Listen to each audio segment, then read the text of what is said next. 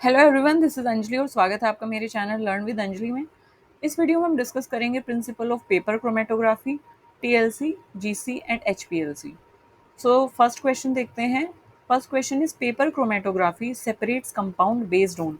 Paper chromatography में जो compound separate होते हैं, this the kind of chromatographic method. तो इसमें जो कंपाउंड सेपरेट होते हैं वो किस बेस पे सेपरेट होते हैं? डिफरेंशियल पार्चनिंग बिटवीन स्टेशनरी और मोबाइल फेज। क्योंकि ये पेपर क्रोमेटोग्राफी है तो यहाँ पे क्या होता है कि जो भी हमारा सैंपल है उसमें एक मोबाइल फेज होता है, एक स्टेशनरी फेज होता है। तो उनकी पार्शनिंग में क्या डिफरेंस है उसके बेस पे इनको क्या किया जाता है, अलग किया जाता है। स्टेशनरी फेज होता है जैसे कि वाटर इन पेपर फाइबर, और मोबाइल फेज होता है जैसे सॉल्वेंट है। तो मोबाइल जो कि मूव करेगा और स्टेशनरी फेज स्टिल रहेगा, and that allow component to partition differently leading to separation. Thin layer chromatography यानी कि टीएलसी में क्या होता है? थिन लेयर क्रोमेटोग्राफी में the stationary phase is usually, stationary phase क्या होता है?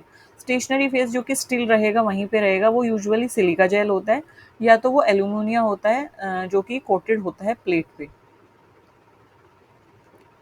आरएफ वैल्यू क्रोमेटोग्राफी में वो कैसे कैलकुलेट की जाती है? तो जो आरएफ वैल्यू है जिसको आप रिटेंशन फैक्टर बोलते हैं, ये एक रेशियो है that indicate how far a compound travel relative to solvent. यानी कि एक तरीके से रेशियो है distance travel by solute divided by distance travel by solvent front.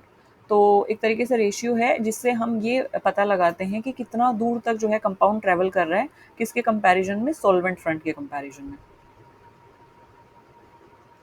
Gas chromatography यानी जीसी में मोबाइल फेज जो होता है वो क्या होता है? मोबाइल फेज जीसी में होगा इनर्ट गैस, जैसे कि हीलियम, जैसे कि नाइट्रोजन। जीसी में इनर्ट कैरियर गैस होती है that is use to transport volatile sample through liquid coated stationary phase in column. So यहाँ पे हीलियम और नाइट्रोजन यूज होती है। स्टेशनरी फेज जो होता है हाई परफॉर्मेंस लिक्विड क्रोमेटोग्राफी यानी एचपीएलसी में, वो क्या होता है? तो एचपीएलसी में स्टेशनरी फेज जो होता है that is solid adsorbent particle that is packed in a column. Which of following technique is best for separating volatile compound? Volatile compound को अगर हमें सेपरेट करना है तो इसमें से कौन सा सबसे बेस्ट टेक्निक है? टीएलसी है कि पेपर है कि गैस है कि एचपीएलसी है? सबसे पहले तो वोलेटाइल कंपाउंड के बारे में जान लेते हैं। वोलेटाइल कंपाउंड ऐसे कंपाउंड होते हैं जो कि रूम टेम्परेचर पे भी गैसियस स्टेट में कन्वर्ट हो जाते हैं। मतलब कि उनका जो बॉइलिंग पॉइंट, मेल्टिंग पॉइंट है, एक तरीके बॉइलिंग पॉइंट है, यानी कि उनका जो वेपर में कन्वर्ट होने का जो एक तरीके say that point is very low. 25, 26, 27 degree Celsius पे वो आराम से वेपर स्टेट में कन्वर्ट हो जाते हैं। So those compound are known as volatile compound, जैसे कि इथेनॉल है, मिथेनॉल है, एसीटोन है, दीज आर। तो क्योंकि गैशियस स्टेट में कन्वर्ट हो रहे हैं तो गैस क्रोमेटोग्राफी से हम इनको क्या कर सकते हैं, सेपरेट कर सकते हैं। मेन एडवांटेज जो है एचपीएलसी का ओवर ट्रेडिशनल कॉलम क्रोमेटोग्राफी, वो एचपीएलसी का क्या एडवांटेज एचपीएलसी प्रोवाइड कर रहा है ओवर ट्रेडिशनल वन? सो ये क्या करता है, हायर रेजोल्यूशन प्रोवाइड करता है, फास्टर एनालिसिस देता है क्योंकि यहाँ पे प्रेशर ज़्यादा होता है। एचपीएलसी में हाई प्रेशर पंप यूज़ किए जाते हैं सॉल्वेंट को पास कराने के लिए, जिसकी वजह से हमें फास्टर एनालिसिस प्रोवाइड करता है। रिटेंशन टाइम जो है क्रोमेटोग्राफी में, उसका मतलब क्या होता है? तो रिटेंशन टाइम का मतलब होता है time taken for a compound to elute from the column. तो जितना टाइम, एक तरीके से retention time is time a compound spend in stationary phase before being detected. Stationary phase में रुक के एक तरीके से जो वो टाइम स्पेंड कर रहा है उसी को रिटेंशन टाइम बोला जाता है, before it is being detected.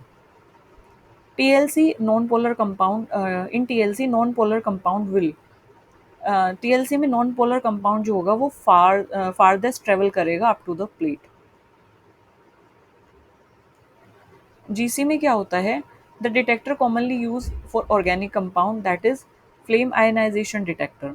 तो गैस क्रोमेटोग्राफी में जो डिटेक्टर यूज किया जाता है फॉर ऑर्गेनिक कंपाउंड वो फ्लेम आयनाइजेशन डिटेक्टर होता है। तो एफआईडी क्या करता है, वो क्या करता है, ऑर्गेनिक कंपाउंड को डिटेक्ट कर लेता है by burning them in hydrogen flame. जैसे ही हम हाइड्रोजन फ्लेम में बर्न करेंगे तो ऑर्गेनिक कंपाउंड डिटेक्ट हो जाएंगे फ्लेम आयनाइजेशन डिटेक्टर के द्वारा, क्योंकि हमने क्या दी है, हाइड्रोजन फ्लेम दी है।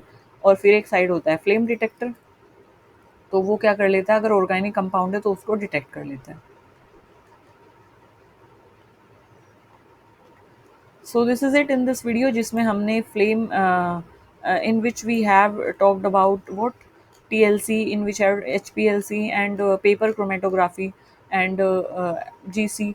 सो इसके बारे में अगर आपको कोई भी सजेशन है, कोई भी क्वेरी है, if you want to know anything, so do let me know in the comment section. I will be more than happy to cater your query. तब तक के लिए हंसते रहिए, मुस्कुराते रहिए, खुश रहिए। Thank you for listening me so patiently. Bye bye.